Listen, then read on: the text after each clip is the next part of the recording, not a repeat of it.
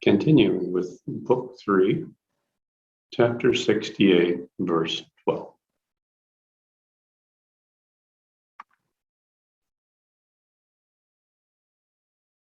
No medicine removes this choleric pain from the hearts of men. So I have come in search of the mantra revealed to her for its cure. It is my business and professional duty to persecute such wicked beings as yourself, who invest our ignorant subjects in this way. This is all I have to tell you and do in this place. Therefore, good lady, promise in your own words that in future you will never injure any living being. The Rakshasi replied, well, I tell you truly, my lord, that I shall henceforth never kill anybody. The king replied, if that be so, you who lives on animal flesh, tell me, how can you support your body if you abstain from animal food? The Rakshasi replied, it has been 6 months, O king, since I have risen from my samadhi meditation and fostered my desire for food, which I wholly renounce today. I will return to the mountaintop, resume my steadfast meditation, and sit there contented as long as I like in the posture of an unmoving statue. I will restrain myself by unshaken meditation until my death, and then I shall quit this body in its time with gladness. This is my resolution. I tell you now, O king, that until the end of this life and body of mine, I shall no more take the life of any living being, and you may rely assured upon my word. There is Mount Himalaya by name, standing in the heart of the northern region and stretching in one sweep from the vast east to west. At first I lived there in a cave by its golden peak. I was in the shape of an iron statue, and also like a cloud fragment. I bore the name of Karkati the Rakshasi. There, by austerity of my meditation, I obtained the sight of Brahman, and I expressed my desire to kill mankind in the shape of a destructive needle. I obtained the boon accordingly and passed a great many years in the act of afflicting living beings and feeding on their entrails in the form of choleric pain.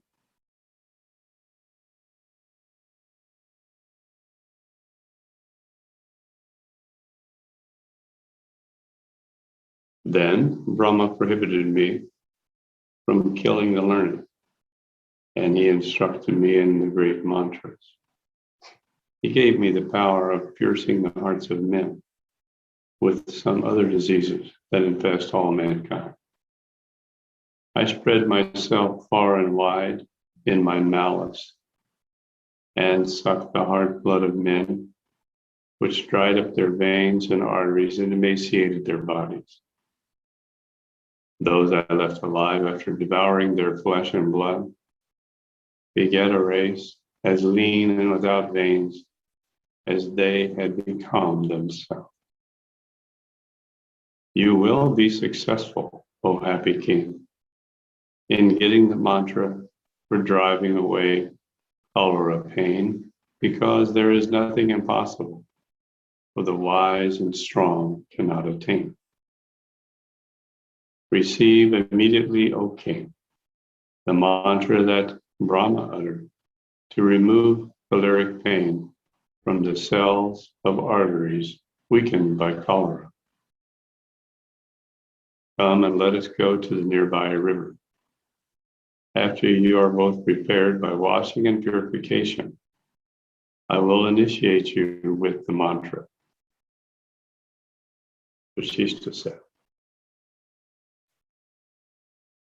Then the Rakshasi proceeded to the riverside that very night, accompanied by the king and his minister, all joined together as friends. These two men, being sure of the Rakshasi's friendship by both affirmative and negative proofs, made their ablutions and stood on the river bank. Then the Rakshasi tenderly told them the mantra that Brahma had revealed to her to remove cholera pain, and which was always successful. Afterwards, as the nocturnal fiend was about to depart and leave her friendly companions behind, the king stopped her with his speech. The king said, "O you of gigantic stature, by teaching us the mantra, you have become our teacher. We affectionately invite you to take your meal with us tonight. It does not become you to break off your friendship, which has grown at very first meeting like the acquaintance of good people. Give your ill-favored form a little more graceful figure and walk with us to our home and stay there at your own pleasure."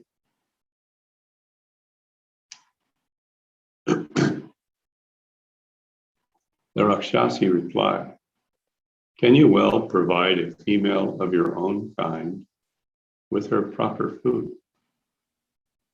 But what entertainment can you give to my satisfaction? I am a cannibal by nature. It is only a Rakshasa's food that can satisfy me, not the little morsels of petty mortals. This is the inner nature of our being, and it cannot be done away with as long as we carry our present bodies." The king answered, "Ornamented with necklaces of gold, you shall be at liberty to remain with the ladies in my house for as many days as you may like to stay. Then for your food, I will produce the robbers and felons that I seize in my territory. You will have them supplied to you constantly by the hundreds and thousands. Then you can forsake your attractive form, resume your hideous Rakshasi figure, and kill hundreds of these lawless men for your food. Take them to the top of the snowy mountain and devour them at your pleasure. Great men always like to take their meals in privacy. After your recreation with that food and a short nap, you can resume your meditation. When you are tired with your meditation, you can come back to this palace.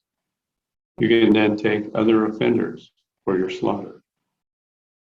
Killing culprits is not only justifiable by law, it amounts to an act of mercy to rid them of their punishment in the next world. You must return to me when you are tired of your meditation, because friendship, even that formed with the wicked, is not easily done away." The Rakshasi replied, "You have spoken well, king, and I will do as you say. For who is there that will slight the words of the wise spoken to him in the way of friendship?" Vashishta said. Saying so, the Rakshasi assumed a graceful form and wore necklaces and bracelets and silken robes and laces. She said, "Well, king, let us go together." Then followed the footsteps of the king and his counselor, who walked before her and led the way. Having arrived at the royal residence, they passed that night with their agreeable meal and discourse together.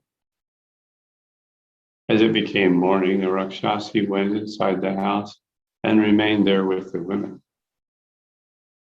Meanwhile, the king and minister attended to their business. Over the course of 6 days, the king collected together all the offenders he had seized in his territory and from other parts. These amounted to 3,000 heads, which he gave to them. She resumed her fierce dark form of the black fiend of the night. She lay hold of thousands of men in her extended grasp. Like a cloud fragment, holds drops of rainwater in its wide bosom.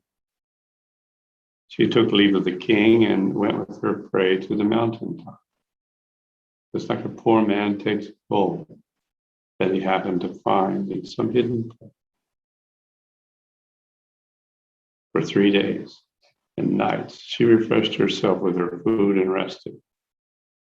Then, regaining firmness of her understanding, she employed herself in meditation. After 4 or 5 or sometimes 7 years passed, she used to get up from her tapas and return to where men lived and to the court of the king. There they passed some time in confidential conversation. Then she returned with her prey of offenders to her mountain seat.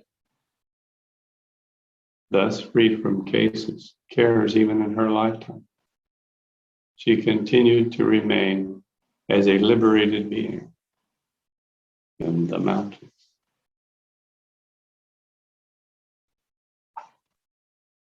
So, what are we learning about this? Here we have a Rakshasi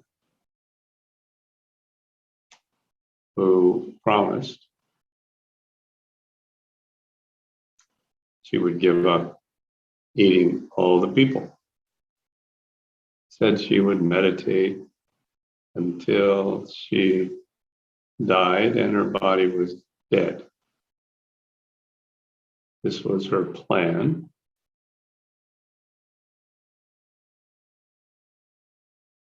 And so Brahma said, good, go do that plan. She didn't do that plan, did she? Actually, she describes the mountain ranges of her karma as the Mount Himalaya, standing in the heart of the northern region and stretching in one sweep to the vast east to the west. And so there, she described her mountain ranges of karma and how she was working on balancing her karma, but would from time to time take a break from balancing that karma to create more karma.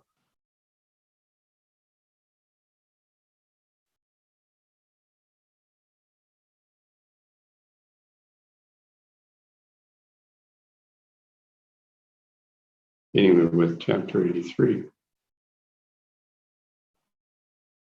The worship of Karkati as Kandara Devi or Mangala Devi. Vashishta continued. The Rakshasi continued her meditation and remained on friendly terms with the successive rulers of the Kirata country, who kept supplying her with rations. By the power of her perfection in the practice of yoga meditation, she continued to prevent all possibility of evils, to ward off all dread and danger from demons, and to remove diseases from the people. So this is just describing how she is balancing karmic traces through the practice of the meditation.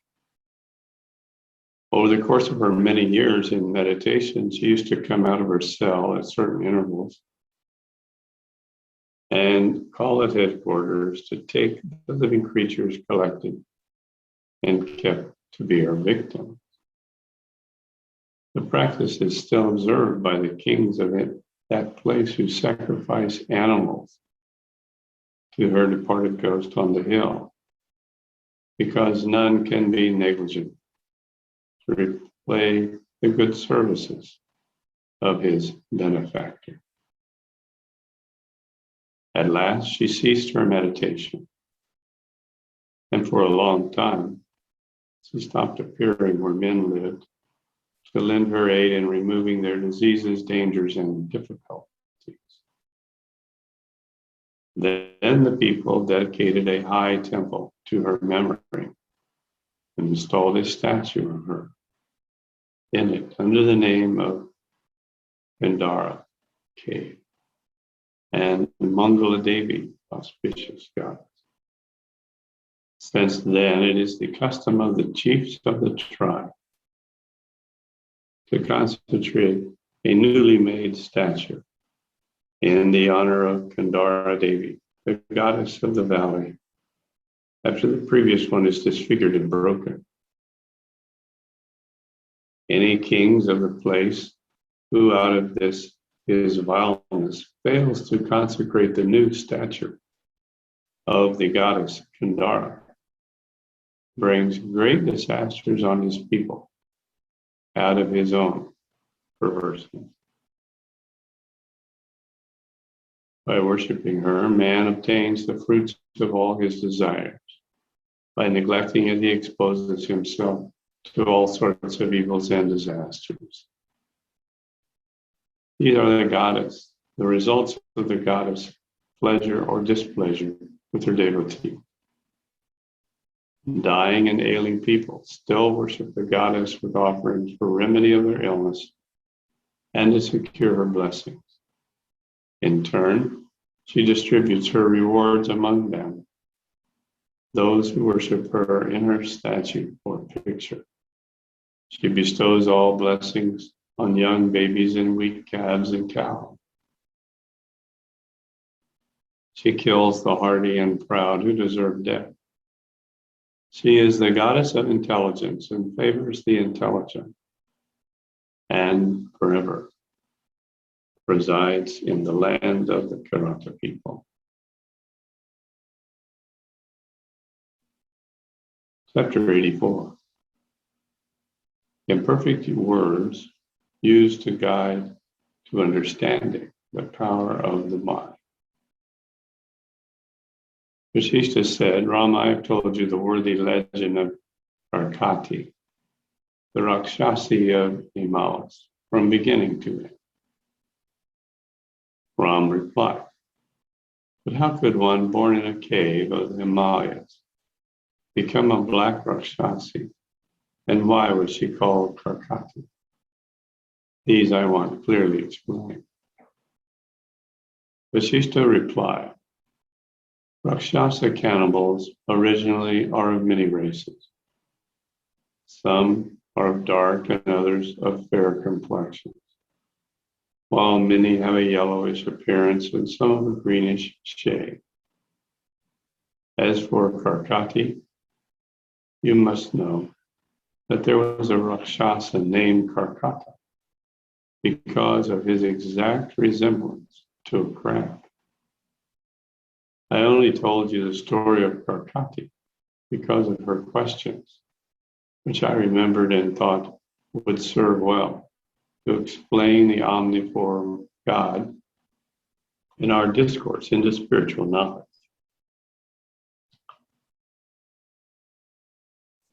It is evident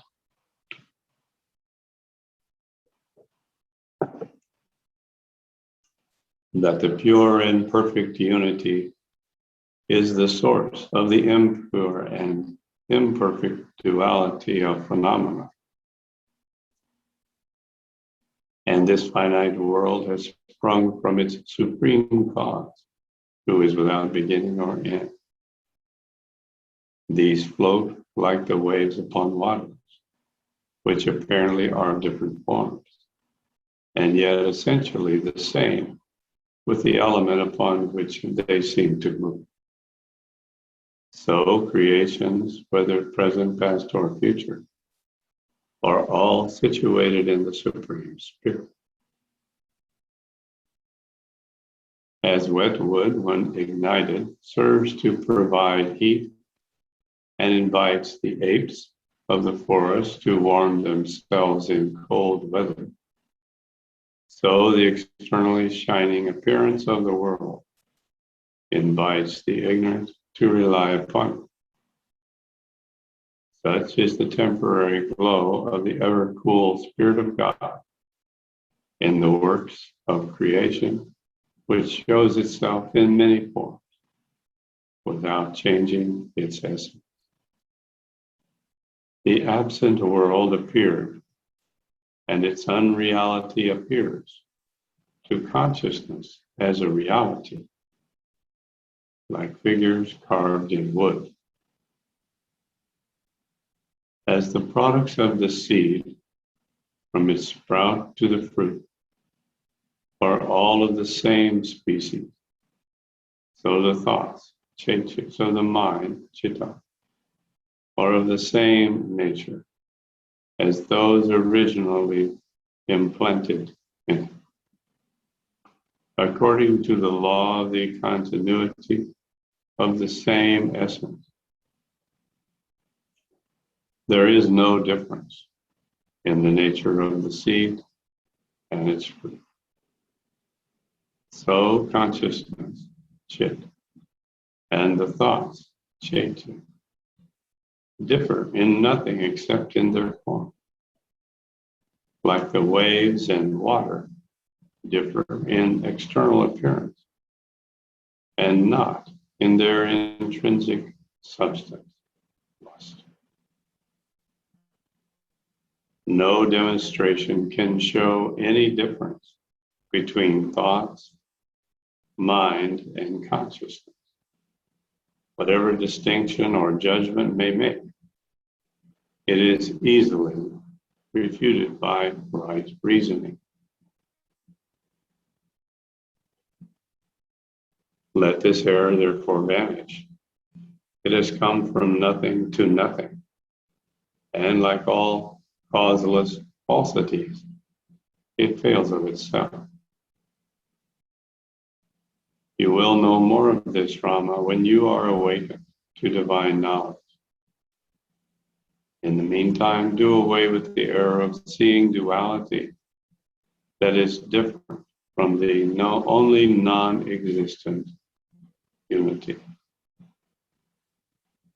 After your attendance to my lectures cuts the knot of your error, you yourself will come to know the significance and substance of what is called true knowledge,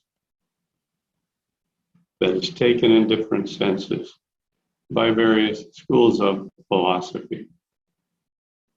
That which comes of itself in the mind is the intuitive knowledge of divine truth. You have a mind like that of the common people, full of mistakes and blunders. All this will undoubtedly subside in your mind through your attention to my lectures. You will be awakened by my sermons to know this certain truth, that all things proceed from Brahma, into whom they ultimately return. Brahma replied, Sage, you state the first cause is the ablative cause, indicating causation, that all things proceed from Brahma. This contradicts the opposite passage in the Shruti scriptures, in the same case that nothing is distinct from him. It is inconsistent in itself. Vashishta answered, words are used in the scriptures to instruct others. Where any inconsistency appears, they are explained. Hence, although not strictly true. We use a difference between visible phenomena and invisible Brahman. Just like we speak of ghosts appearing to children, though there are no such things in reality. In reality, there is no duality connected with the unity of Brahman. Just as there is no dualism between a city and the sleep dream in which it appears. Again, God being immutable in his nature and eternal in decree, it is wrong to apply the mutations of nature and the mutability of will to him. The Lord is free from the state of causality and the cause, of instrumentality and instrument, of a whole and its parts, and those of proprietorship and property. He is beyond all affirmative and negative propositions and their legitimate conclusions for false deductions and refutations. So it is equally false to attribute the original will to God. Yet it is usual to say so for the instruction of the ignorant. There is no change in his nature from its nothing to slight wish.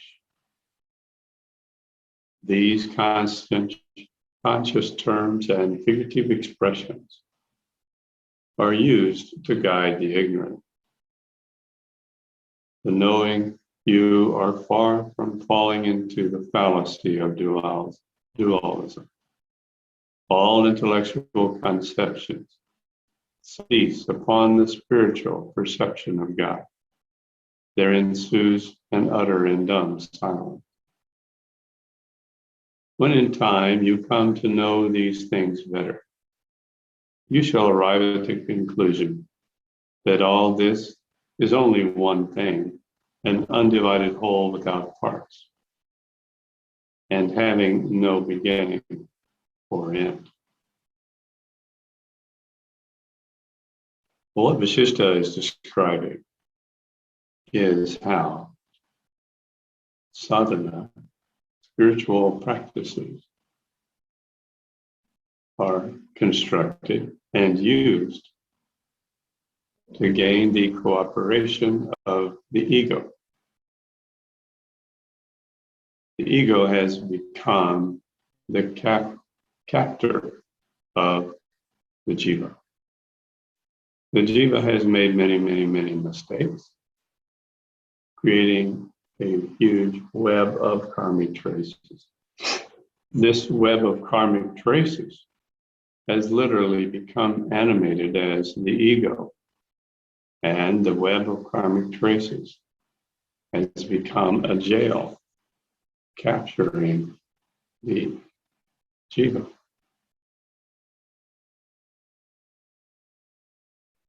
In order to get the jiva out of the jail, karmic traces must be balanced.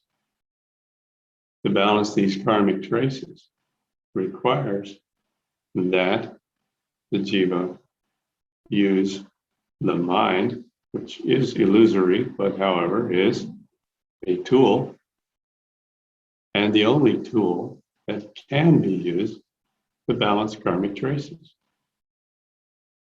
But if the mind is held captive by the ego, which it is, then the cooperation of the ego is necessary. So a lot is done to gain the cooperation of the ego, to save individuals from their destruction created by all their karmic traces.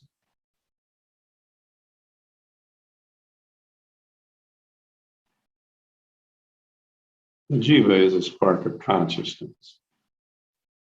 As such, it has awareness.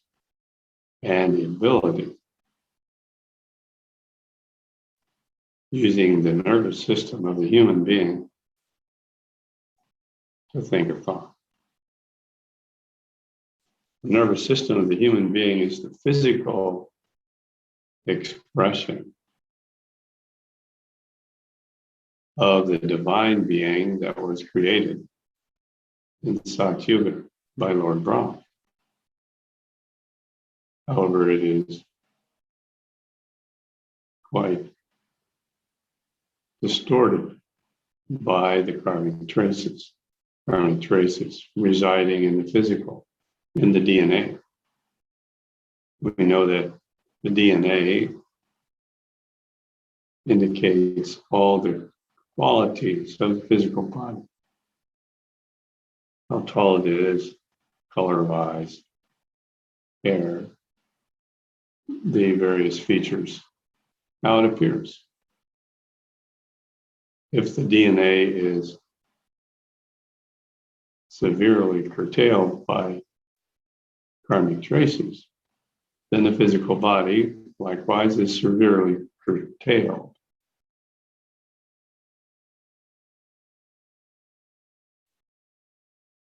At some point, the physical body doesn't even look like a human body. And the nervous system doesn't even function like a human nervous system. And what we have then is an animal form, cow or a dog or a horse. At the beginning of life, conception in the womb of the mother, the embryo of a cow, a dog, and a horse, they all look like the embryo of a human baby. But as time goes on, the karma is expressing itself. They begin to take on their species characteristics.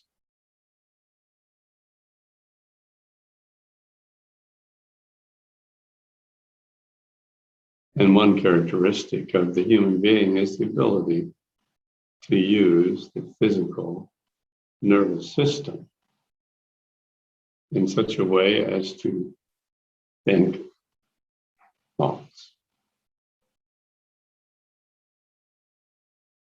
Animals don't have this ability. This is why it's such an incredible boon to have a human physiology. It's like winning the lottery. You get it very, very rarely. There are 4 million different species in which a jiva can incarnate, but it's not a 1 in 4 million opportunity. It's 1 in hundreds of millions, because rarely does there be enough break in the individual karmic traces to allow a human being to emerge, particularly in Kali Yuga. That's why it's so important and rare to get a human form in Kali Yuga. So we have to use that. We have to use the ability of the human nervous system to think a thought. And we need the cooperation of the ego to do this, of course. And so all sorts of practices are derived. At first, the practices are, if you do this, then you'll become very magical. You'll know how to read the mind of another or fly through the air. The ego likes that. That's very appealing. So the ego goes for it. But the ultimate end, objective, is to end the ego. We have to have the cooperation until at some point we can put an end to the ego. And the way we do it is through the balancing of karmic traces. We're removing all of the underpinnings of the ego. Every time we balance karmic traces, the ego gets fainter and fainter and fainter. So as we rise in levels of consciousness, which correspond with the balancing of individual karmic traces, we need fewer and fewer motivations, personal motivations, to keep the cooperation of the ego.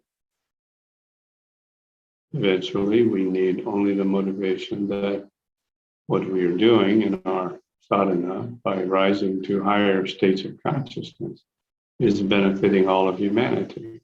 We expand out from just our own individual existence that way. So gradually, the sadhanas change, the techniques change to help optimize the time spent in the meditation, balance more and more karmic traces at deeper level.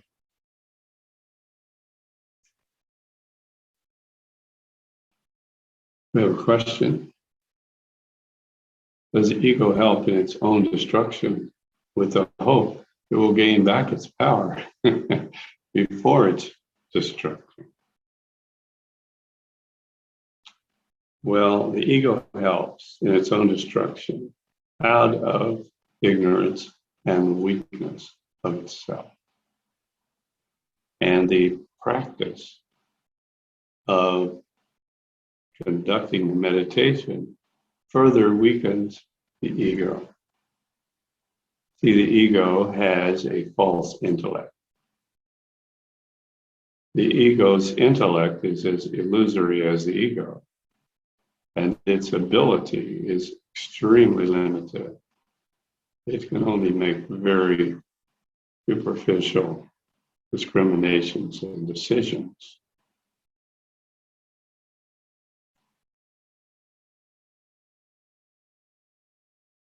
And so it's quite easy to trick. It's like the general population on Earth today. They're very easy to trick.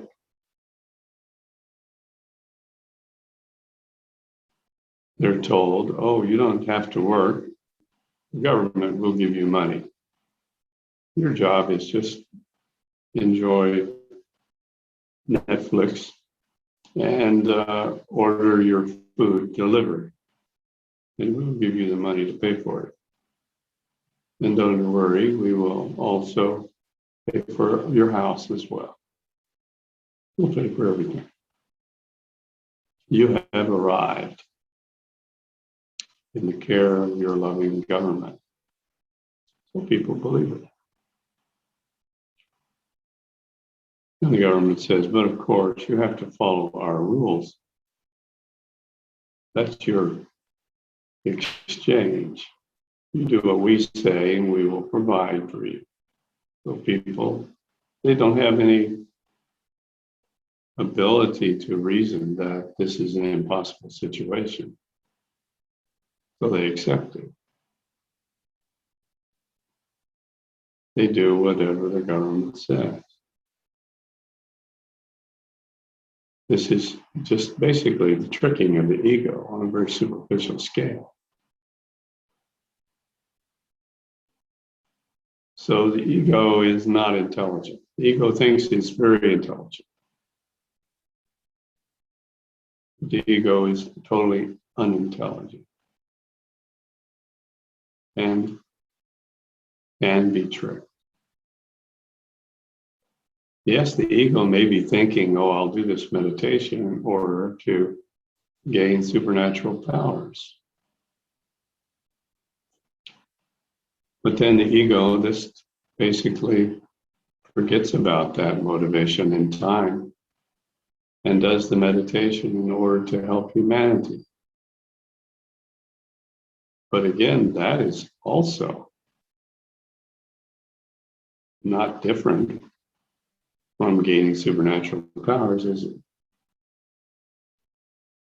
Because whenever someone is practicing a meditation for some profit, for some gain, even if the gain is helping humanity, then their motivation is coming from the ego, isn't it?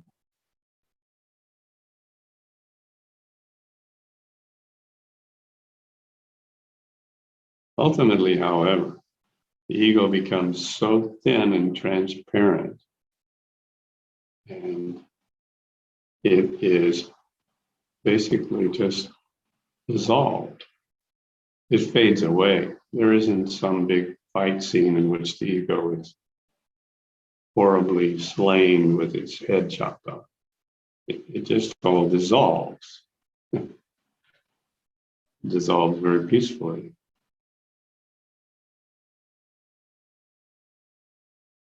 As the underpinnings dissolve, the karmic traces will.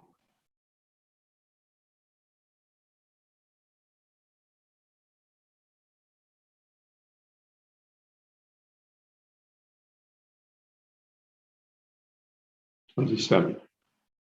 The learned dispute among themselves from their uncertainty of truth. Their differences and dualisms all end when they understand true unity by instructions of the wise. Without knowledge of the agreement of significant words in their meaning, it is impossible to know the unity. For so long as a word is taken in different senses, there will be no end of disputes and differences of opinion. Dualism being done away, all disputes are hushed up in the belief of unity. So that really summarizes exactly what we've said.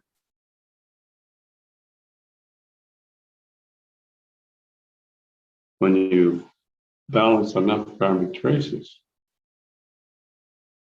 eventually there are no karmic traces. There are no disputes. There is only one.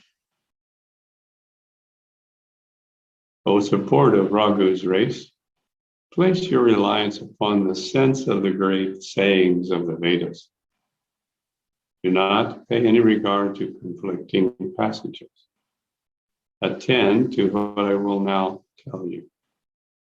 From whatever cause it may have sprung, the world resembles a city rising to view in a vision, just like thoughts and ideas appear before the mirror of the mind from some source of which we know nothing. Listen, Ram, and I will relate an example of visible evidence for you how the mind, chitta, spins out the magical world from itself. Having known this, O Ram, you will be able to cast away all of your false conceptions, being certain of certainty.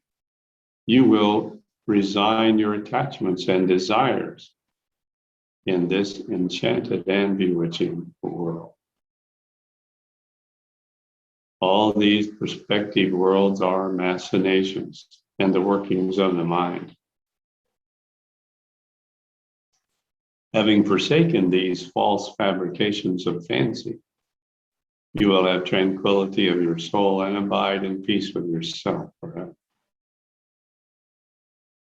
By paying your attention to the drift of my preaching, you from your own reasoning will be able to find a might of the medicine that cures all the illnesses of your deluded mind.